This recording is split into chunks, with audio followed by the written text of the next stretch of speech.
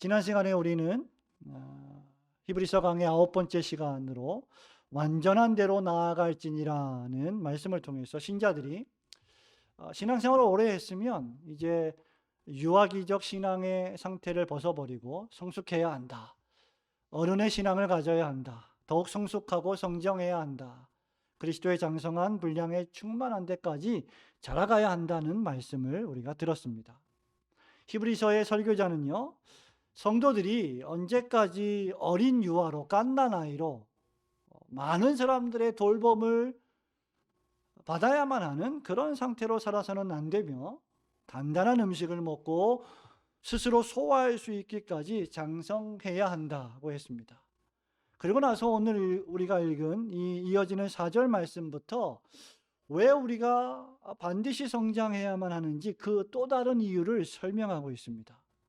그 이유는 히브리서의 설교자를 통해서 예수 그리스도께서 주시는 탁월한 구원의 은혜와 놀라운 복락을 받았으면서도 예수님을 믿고 예수님을 믿는 믿음으로 말미암아 죄 용서를 받고 의인으로 선포를 받았으며 영원한 생명을 소유받았다는 사실을 알고 있으면서도 믿음에서 떨어져 나가 타락하여 하나님의 아들이신 예수 그리스도를 다시 십자가에 못 박는 자들이 있으며 그런 자들에게는 또다시 회개할 기회가 주어지지 않기 때문이다라고 매우 심각한 말씀을 4절, 5절, 6절에서 하고 있습니다.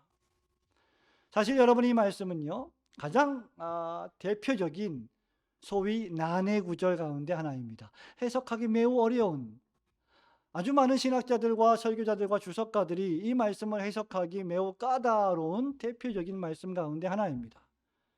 성경에는 그런 말씀들이 많이 있지요. 그래서 그런 것들을 억지로 풀다가 잘못 해석하면 이단이 되기도 하고 문제를 일으키기도 한다고 했습니다. 그래서 구약 성경이나 신약 성경에 이런 어려운 난해 구절, 해석하기 어려운 구절들만 묶어서 구약의 난해 구절, 신약의 난해 구절이라고 하는 책으로 엮은 그런 책들도 있습니다. 그런 난해 구절들을 아주 잘 신중하게 해석한 책들도 있어요. 그것을 영어로 Hard Sayings of Old Testament 또는 Hard Sayings of New Testament 이렇게 제목이 잡혀져 있죠. 구약의 Hard Saying, 딱딱하고 매우 어려운 말씀, 신약의 매우 다루기 어려운 말씀, 힘든 말씀, 이런 제목으로 아예 책이 나올 정도입니다. 우리가 오늘 읽은 본문이 그런 어려운 구절 가운데 하나입니다. 그러므로 우리는 이런 구절을 만날 때마다 매우 겸손하게 하나님의 말씀을 다루고 상대해야 할 필요가 있습니다. 이것이 왜 어렵냐라고 할 때 이유는 이 구절이요, 우리가 방금 읽은 구절, 특별히 6절 말씀에 보면 신자가 한번 하나님의 구원의 은혜를 받았는데, 구원의 은혜를 체험했는데, 그런 구원받은 사람이 그 구원의 은혜의 상태에서 떨어져 나가서 그 구원을 상실할 수도 잃어버릴 수도 있다는 의미로 보이기 때문입니다. 구원을 상실할 수 있다라고 말씀드리지 않았습니다. 구원을 잃어버릴 수 있다는 의미로 보이기 때문이다라고 말씀을 드렸습니다. 결론부터 말씀드리면 결코 그런 일은 발생할 수 없습니다. 만일 그렇다면 하나님의 선택하심과 구원하심이 완전하지 않은 것으로 판명될 것이기 때문입니다. 따라서 우리는 이런 난해 구절을 설명할 때 기독교의 전체 구원의 교리의 틀 안에서 바라보아야 합니다. 뿐만 아니라 이러한 난해 구절을 올바로 해석하는 또 다른 방법 가운데 하나는 좀 더 명백한 다른 본문의 말씀들에 비추어서 이 말씀들을 해석해야 한다는 것이죠. 그러므로 말씀을 해석하는 것이 얼마나 신중하고 어려운 일입니까? 예를 들면 하나님은 진리이시기 때문에, 선이시기 때문에, 그것을 반대로 말하면 하나님은 절대로 거짓을 말씀하시거나 거짓을 조장하실 수 없으신 분이다라는 사실을 우리는 추론해서 깨달을 수 있게 되는 것입니다. 그럴 때 이 말씀의 진정한 의미를 우리는 올바르게 해석할 수 있게 될 것입니다. 따라서 오늘 설교자는 이 난해 구절의 말씀을 두 가지 측면에서 생각해 보려고 합니다. 또는 두 종류의 독자들을 염두에 두고 설교하고자 합니다. 첫째는 하나님이 참되게 구원하신 독자들입니다. 두 번째는 교회 안에 있지만 예수 그리스도를 참되게 믿고 중생받아 구원 얻지 못한 사람들을 대상으로 한 것입니다. 우선 첫째로 이 말씀은 마땅히 성장해야 할 교회 내에 참된 신자들을 향해 배교와 배도의 위험에 관한 경고와 위협의 말씀입니다. 다시 말씀드립니다. 이 말씀은 마땅히 성장해야 할 교회 내에 참된 신자들을 향한 배교와 배도의 위험에 관해 주님이 경고하시고 위협하시는 말씀이다. 자, 4절 5절 말씀 우리 한 번 더 읽어볼까요? 4절 5절 시작. 한 번 빛을 받고 하늘의 은사를 맛보고 성령에 참여한 바 되고 하나님의 선한 말씀과 내세의 능력을 맛보고도 그럼에도 불구하고 6절에 타락한 자들은 이렇게 말하고 있습니다. 이 말씀을 듣는 대상이 누구인지에 대해서는 논쟁의 여지가 있습니다. 히브리서의 독자들은 신자와 비신자들이 혼재된 공동체였습니다. 특별히 유대교에서 개종한, 유대율법주의에서 개종한 믿는 유대인 신자들이 많이 있던 교회가 바로 이 히브리서의 설교자가 염두에 두고 쓴 독자들입니다. 히브리서 설교자가 지금 신자들에게 이 편지를 쓰는지 비신자들에게 이 편지를 쓰는지에 대해서는 학자들마다 약간의 견해 차이가 있습니다. 그러니까 난해구절이죠. 명백하지 않다는 겁니다. 하지만 지금 4절과 5절에서 묘사된 내용들은 거의 전적으로 그리스도인의 모습을 가리키고 있습니다. 그럼에도 또 어떤 신학자들은 전적으로 그리스도인이 아닌 거의 그리스도인이 될 뻔한 사람들, 유사 그리스도인이라고 생각하기도 합니다. 어쨌든 지금 히브리서 설교자는 유아기적 상태에 있는 신자들이 그 상태에 계속 머물러 있거나 성장하지 않거나 아니면 그 유아기적 상태마저도 생명이 있잖아요. 어린아이가, 갓난아이가 생명이 있는데 그 유아기적 상태마저도 아예 포기하고 떨어져 나가서는 안 되며 계속해서 성장하고 장성하는 어른 신자의 모습으로 성장해야 한다고 촉구하고 있습니다. 그것이 우리가 지난주에 들었던 말씀이에요. 그러므로 4절과 5절은 시급히 성장해야 할 성도의 상태를 묘사합니다.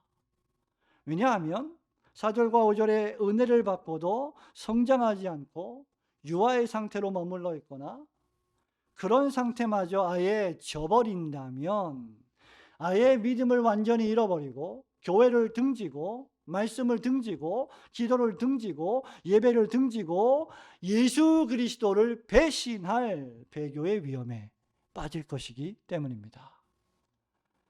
지금 개종한 유대인들은요, 동족인 유대 율법주의자들의 멸시를 받았습니다. 박해를 받았습니다. 이런 배신자들이란 말을 들었습니다. 정치적으로는 로마 황제의 엄청난 핍박에 직면하고 있습니다. 예수를 믿는 것 때문에 어마어마한 정신적, 물리적, 경제적 위협을 당하고 있었습니다. 그래서 예수를 믿는 믿음으로부터 파선할 가능성이 매우 컸던 상황에 직면하고 있었습니다. 그들은 여러 가지 이유에서 예수님을 배반하는 배교의 위협을 당하고 있었던 것입니다. 그래서 히브리서 설교자는 이들에게 그렇게 해서는 안 된다라고 경고할 필요를 느꼈던 것이죠. 그렇게 히브리서 설교자는 4절과 5절에서 5가지의 신자의 특징을 묘사하면서 이런 5가지의 은혜를 받은 자가 만약에 진짜 은혜를 받았다면 타락하여 배교할 때, 이런 은혜를 받은 자가 타락하여 배교하면 다시 회개할 기회가 없다고 경고하고 있는 것입니다. 자, 첫째, 신자는 한 번 빛을 받은 사람이다 라고 했습니다. 4절에 한 번 빛을 받았다는 것은 광야 시대에 하나님께서 이스라엘 백성들을 구름 기둥, 불 기둥으로 인도하셨을 때 그 빛, 불기둥의 빛을 의미하는 것으로 보일 수도 있지만 한 번 받았다는 것으로 보아 결정적인 사건, 즉 예수님을 믿은 회심 사건을 가리킬 수도 있습니다. 그리고 회심 시에 받는 조명을 가리키기도 합니다. 신자는 회개하고 예수님을 믿을 때 빛을 받아 하나님을 알게 되고 하나님을 믿게 되고 하나님을 아는 지식을 얻게 됩니다. 똑같은 하늘, 똑같은 땅, 똑같은 태양, 똑같은 별인데 하나님을 알게 되면 그 모든 것들이 하나님이 지으신 피조물이다라는 지식을 새롭게 깨닫게 되는 것이죠. 둘째로 하늘의 은사를 맛보았다고 했습니다. 이는 하늘의 은사, 즉 위로부터 오는 구원을 지식적으로 뿐만 아니라 정보적으로 뿐만 아니라 체험적으로 경험했음을 의미합니다. 그들이 받은 구원은 단순히 지식이나 정보가 아니라 체험입니다. 경험입니다.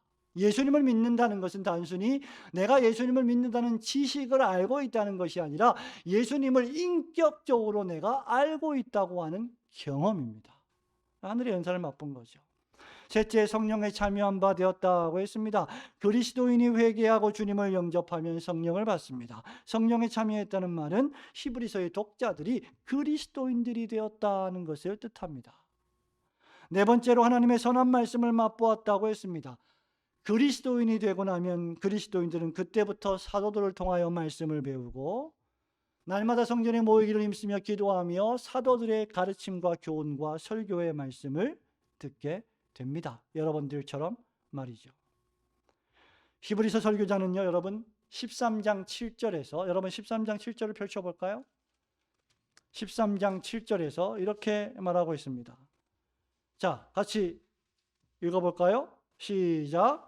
하나님의 말씀을 너희에게 일러주고 너희를 인도하던 자들을 생각하며 그들의 행실의 결말을 주의하여 보고 그들의 믿음을 본받으라. 그리스도인이 누구냐라고 할 때 하나님의 말씀을 맛보는 사람들이다. 정기적으로 그 말씀입니다. 마지막 다섯째로 내세의 능력을 맛보았다고 했습니다. 여러분, 이것은 예수 그리스도의 십자가 죽으심과 부활하심을 통하여 시작한 마침내 도래할 하나님의 나라의 능력을 가리킵니다. 예수를 믿으면 한 번 빛을 받고 하늘의 은사를 맛보고 성령에 참여한 바 되고 하나님의 선한 말씀과 내세의 능력을 맛보게 되면 그에게는 하나님의 나라에서 영생할 소망을 가지게 되는 것이죠. 그는 하나님의 나라에서 영생할 능력을 마음속에 소유하며 체험하게 됩니다. 그들이 진정한 구원받은 신자들이라면 말입니다. 그렇기 때문에 여러분, 신자가요, 정말 이런 능력을 참으로 맛보았다면, 정말 이런 능력을 하나님께서 그들에게 참되게 경험시켜 주셨다면 그들은 회개하지 못할 정도까지 완전히 타락할 수는 없는 것입니다. 만일 그가 타락했다면, 만일 그가 타락한다면, 만일 그가 정말 예수 그리스도와 그분의 인격과 그분의 사역을 완전히 부정하고 부인한다면, 다른 말로 하면 진정으로 그 사람은 참으로 이런 능력을 맛본 사람이 아니라는 것이죠. 그것이 6절 말씀의 의미입니다. 만일 이런 놀라운 참된 은혜를 받았는데도 그것을 저버린다면 그에게는 전혀 아무런 소망도 없을 것이라는 강조의 말씀입니다. 달리 말하면 이런 능력을 맛본 자라면, 그가 참으로 진실한 성도라면 그는 다시 새롭게 하여 회개할 기회가 없을 정도로 완전히 타락할 수는 없다는 것입니다. 그런 일은 불가능합니다. 왜? 구원은 전적으로 하나님께 속한 것이기 때문입니다. 왜냐하면 하나님께서 한번 택하여 영생을 주시기로 작정한 자는 그 영생을 절대로 잃어버리지 않을 것이기 때문입니다. 이것을 증명하기 위해서 저는 여러분들에게 많은 시간을 소비할 필요는 없을 거예요. 대표적인 구절 몇 가지를 소개합니다. 첫 번째로 요한복음 10장 27절, 28절, 29절입니다. 예수님 말씀하십니다. 내 양은, 다 아시죠? 내 양은 내 음성을 들으며 나는 그들을 알며 그들은 나를 따르느니라. 내가 그들에게 영생을 주노니 영원히 멸망하지 아니할 것이요 또 그들을 내 손에서 빼앗을 자가 없느니라. 그들을 주신 내 아버지는 만물보다 크심에 아무도 아버지 손에서 빼앗을 수 없느니라. 하나님께서 한번 여러분들에게 영생을 주셨다면 그 영생을 빼앗을 사람은 존재하지 않는다는 것이죠. 둘째로 로마서 8장 30절입니다. 또 38절부터 39절입니다. 30절에서 이렇게 말합니다. 또 미리 정하신 그들을 또한 부르시고 부르신 그들을 또한 의롭다 하시고 의롭다 하신 그들을 또한 그 다음 영화롭게 하셨느니라. 하나님께서 부르시면 마침내 의롭다 하시고 하나님이 의롭다 하시면 마침내 영화롭게 하신다는 거예요. 중간에 탈락할 수 없다는 겁니다. 38절입니다. 39절입니다. 내가 확신하노니 사망이나 생명이나 천사들이나 권세자들이나 현재일이나 장래일이나 능력이나 높음이나 깊음이나 다른 어떤 피조물이라도 우리를 우리 주 그리스도 예수 안에 있는 하나님의 사랑에서 그 다음 끊을 수 없느니라. 믿으시기를 주님의 이름으로 축원합니다. 하나님께서 우리를 부르시고 의롭다 하신 후에 야 너희들 하는 행동 봐서 내가 영화롭게 할지 말지 결정할 거야 아니라는 거예요. 그럴 수 없다는 겁니다. 왜? 하나님이 신실하시기 때문이죠. 하나님이 한번 약속하시면 그 약속을 반드시 지키시는 언약의 하나님이시기 때문입니다. 그러므로 하나님이 구원하시기로 작정하시고 선택하셨으면 하나님은 그를 부르십니다. 그를 의롭다 하십니다. 그를 거룩하게 하십니다. 마침내 그를 영화롭게 하실 것입니다. 우리가 어떤 종류의 고난과 어려움과 죄의 유혹과 실패에 빠진다 할지라도 그 모든 것들을 통하여 하나님은 우리를 구원으로 인도하실 것입니다.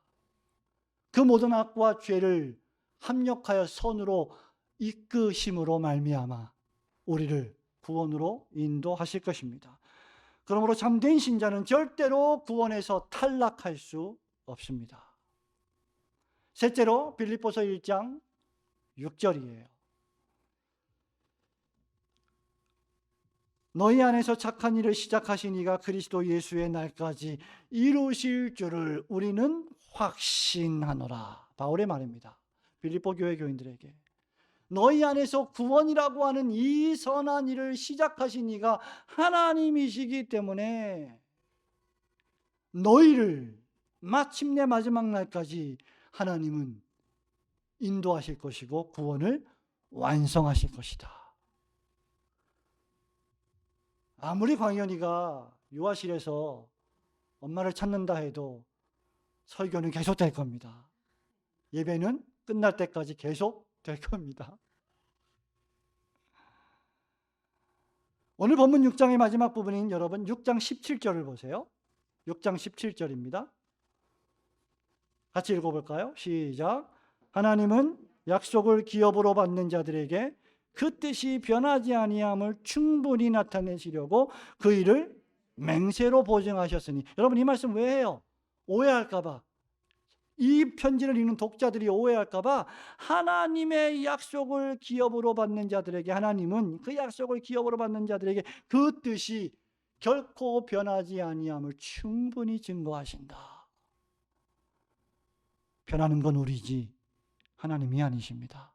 실패하는 건 우리지 하나님이 아니십니다.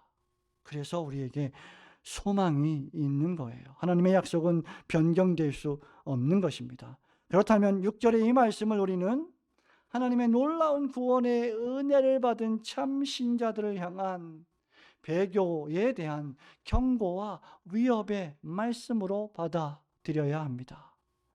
그 경고와 위협이 주는 교훈이 무엇입니까? 두 가지라고 할 수 있어요. 하나는 마치 우리가 이런 놀라운 은혜들을 받았음에도 불구하고 이런 것들을 소홀히 여기면 마치 우리가 구원에서 떨어져 나갈 수도 있다는 절박한 심정으로 깨어 근신해야 한다는 것입니다. 그런 일은 없겠지만 그럴 정도로 우리는 깨어서 정신을 차리고 신앙생활에 집중해야 한다는 말이죠. 그리고 다른 하나는 이런 귀한 하나님의 은혜와 은사를 더욱 귀중히 여기며 우리에게 주신 은혜의 방편을 부지런히 사용하여 우리의 믿음을 계속해서 성장시켜야 한다는 것입니다. 그래서 하나님께서는 때로 경고라는 말씀으로, 위협이라는 말씀으로 우리가 배교에 이르지 않도록, 우리가 주님을 배신하지 않도록, 우리가 교회를 떠나지 않도록 인도하시고 참 신자들을 보호하시는 것입니다. 선악을 알게 하는 남의 식권을 먹지 말라. 먹는 날에는 정령 죽으리라. 먹지 말라는 경고예요. 안 먹어야 되는 거죠. 말씀을 지켜야 되는 거죠. 하나님의 은혜의 선물로 믿음으로 말미암아 구원을 얻었다면 하나님이 주신 은혜의 방편을 저와 여러분이 부지런히 사용하여 더욱 두렵고 떨림으로 여러분이 받은 구원을 이루어 가시는 성도들 되시기를 주님의 이름으로 축원합니다. 두 번째로 이 말씀은 제가 아까 말씀드렸죠. 두 가지 독자, 두 종류의 독자들. 하나는 중생받은 신자들, 구원받은 신자들. 다른 하나는 교회 안에 있지만 주님께 개인적으로 나아오지 않은 불신자들. 교회 안의 불신자들. 거의 그리스도인이 될 뻔한 자들. 교회에 속해 있고 교회가 제공하는 복락들의 유익은 누리고 있지만 그리스도 앞에 참되게 나오지 않는 교회 내에 불신자들을 향한 경고의 말씀입니다. 6절 말씀, 우리 5절 6절을 읽어볼까요? 5절 6절 큰 소리로 읽습니다. 시작. 하나님의 선한 말씀과 내세의 능력을 맛보고도 타락한 자들은 다시 새롭게 하여 회개하게 할 수 없나니 이는 그들이 하나님의 아들을 다시 십자가에 못 박아 드러내놓고 욕되게 함이라. 아멘. 히브리서의 설교자는 위에서 언급한 5가지의 특징을 나열하면서 6절에서 놀라운 말씀을 합니다. 하나님의 능력을 맛보고도 타락한 자들은 다시 새롭게 하여 회개할 수 없다는 엄청난 말을 하고 있습니다. 여러분, 이 말씀들은 중생받지 못한 자연인들, 즉 죄인들에게 적용될 수 있습니다. 교회는 다니지만 예수님을 구세주로 참되게 믿고 영접하지 않은 사람들 역시 위에 언급한 5가지를 경험할 수 있습니다. 결론적으로 말씀드리면 이 사람들은 미국의 유명한 주석가 리처드 필립스의 표현대로 이런 사람들이죠. 개인적으로 그리스도에 대한 믿음을 표명하지 않고서도 교회 안에서 하나님의 일반적인 복의 유익을 누리고 있는 사람들입니다. 다시 말씀드립니다. 개인적으로 그리스도에 대한 믿음을 표명하지 않고서도, 즉 그리스도에 대한 개인적 믿음을 신앙으로 고백하지 않고서도 교회 안에서 하나님의 일반적인 복의 유익을 누리고 있는 사람들. 더 쉽게 말씀드릴까요? 우리 예수님께서 마태복음 7장 21절에서 이런 무시무시한 말씀을 하십니다.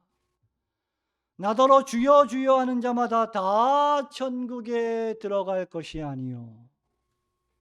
매우 종교적인 사람들이죠. 주여 주여 하는 사람들은 종교적인 사람들, 종교 지도자들, 종교적인 백성들, 회당에서 하나님의 율법의 말씀을 받들어 읽고 듣는 사람들, 하나님을 경외한다고 말하는 사람들, 종교적인 사람들을 가리킵니다.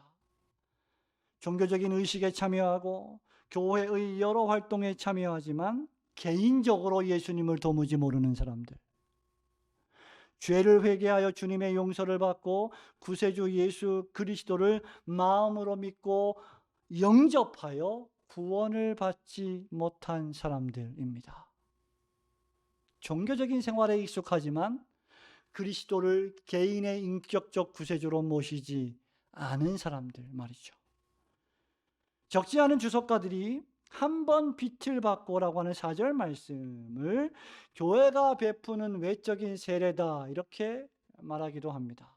하늘의 능력을 맛본다는 것은 눈에 보이는 가시적인 하나님의 말씀, 즉 성찬을 가리킨다라고 말하기도 합니다. 성령에 참여 안 받되고라는 말은 안수를 의미하며 하나님의 선한 말씀의 능력은 매주 교회에서 선포되는 설교의 말씀을 뜻하며 내세의 능력은 복음이 전해질 때 베풀어졌던 기적과 이적 등을 뜻합니다. 초대교회를 생각해 보세요.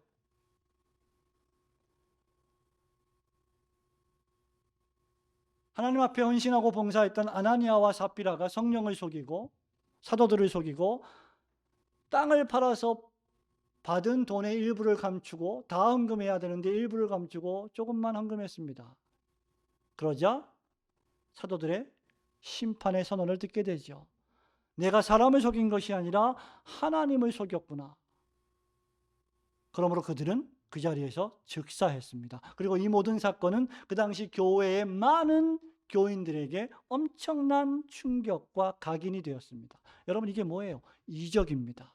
이런 것들이 기적입니다. 교회 내에서 그런 이적과 기적들을 그들은 체험하고 보는 것입니다. 목도하는 것입니다.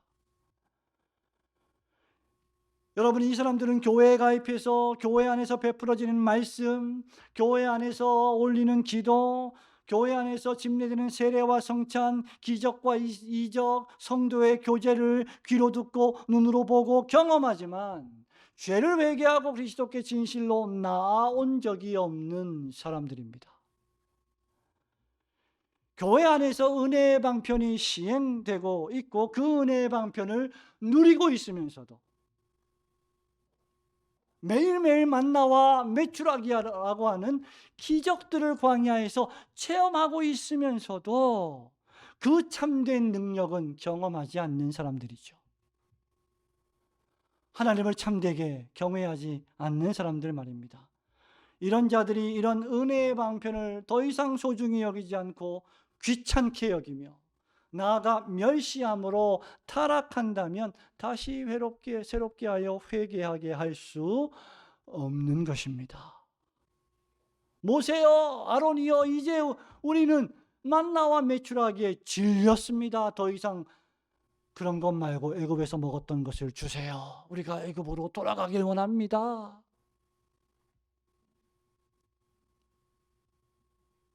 성도 여러분, 하나님께서는 구약의 이스라엘 백성들을 먹이시고 돌보셨습니다. 그러나 모세와 함께 애굽을 떠난 사람들 대다수가 약속의 땅 가나안 땅에 들어가지 못했습니다. 그들은 광야에서 원망했습니다. 불평했습니다. 하나님의 능력을 찬양하지 않았습니다. 하나님을 배반했습니다. 그들은 홍해를 가르는 하나님의 능력을 보았죠.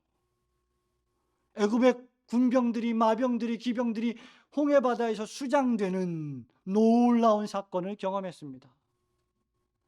만나와 메추라기로 먹이시는 하나님의 은혜를 체험했습니다. 낮에는 구름 기둥, 밤에는 불 기둥으로 시원하게 하시고 따뜻하게 하시는 놀라운 빛을 보았고 경험했습니다.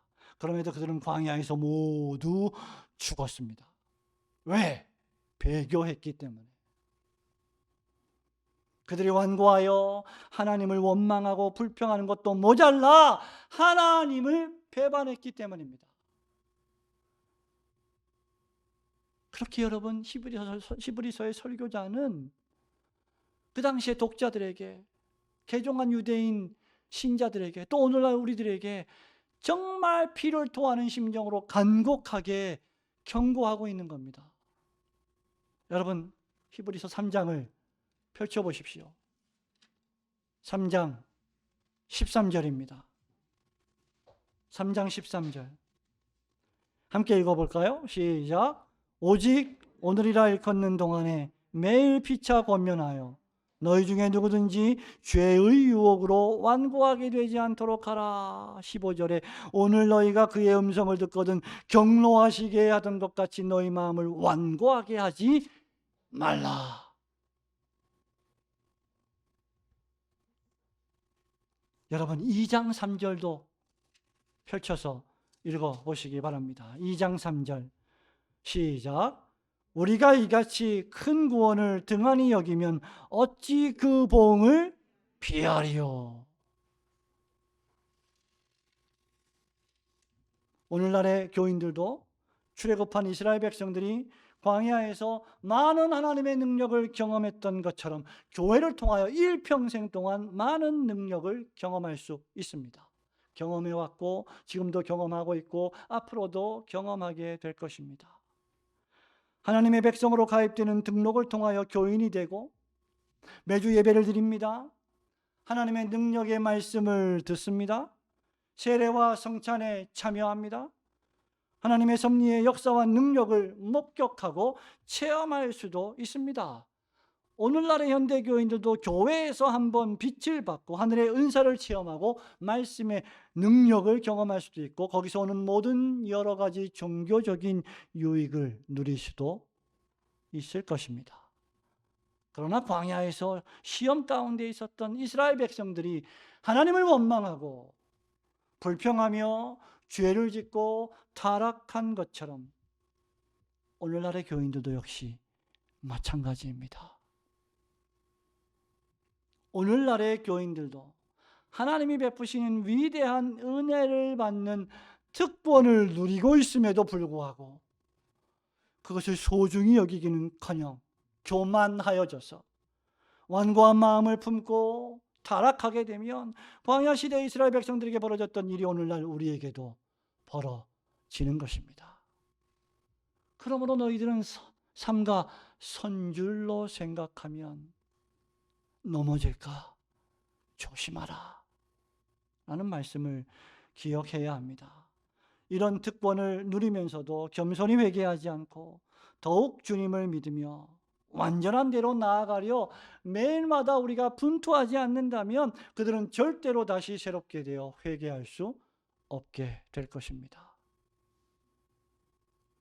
예수 그리스도를 신뢰하기를 거부하고 자기 머릿속에 만들어 놓은 하나님을 우상처럼 섬기며 자기가 만들어 놓은 규칙들을 하나님의 말씀으로 대체하여 모든 것을 판단하고 정죄하는 그러한 인생들은 다시 새롭게 하여 회개케 되기 어려울 것입니다. 하나님의 특별하신 간섭과 은혜가 있어야 가능해질 것입니다.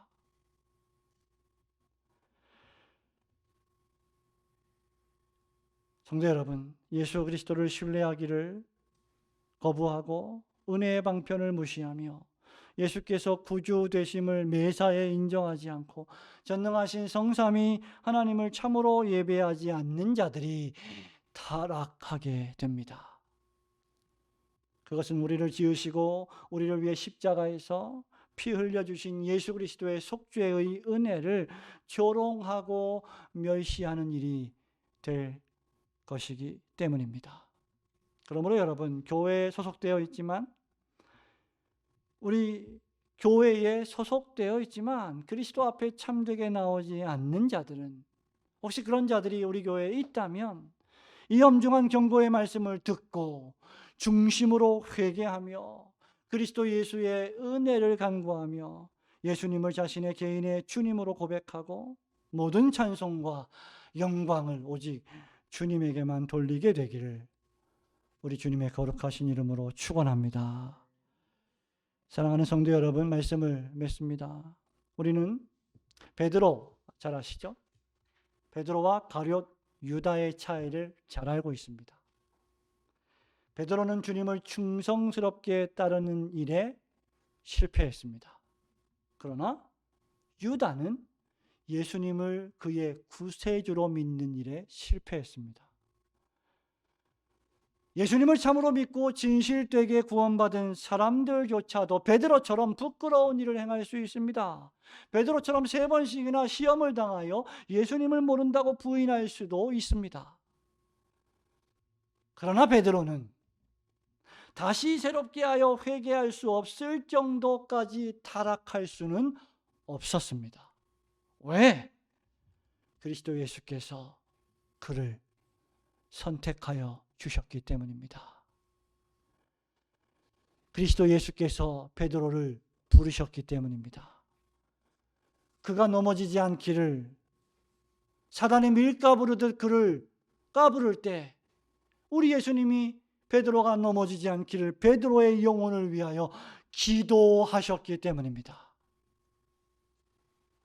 그리고 베드로는 그러한 주님의 사랑의 초청을 깨달았고 그 은혜로 말미암아 요한복음 21장에서 다시 회복되어 순교에 이를 때까지 충성을 다했던 인물이었습니다. 그러므로 베드로는 그 이후로부터 더욱 좌로나 우로나 치우치지 않으며 주님을 사랑하고 주님을 경배하는 삶을 살았던 것입니다. 그러나 이 사람 유다를 보십시오.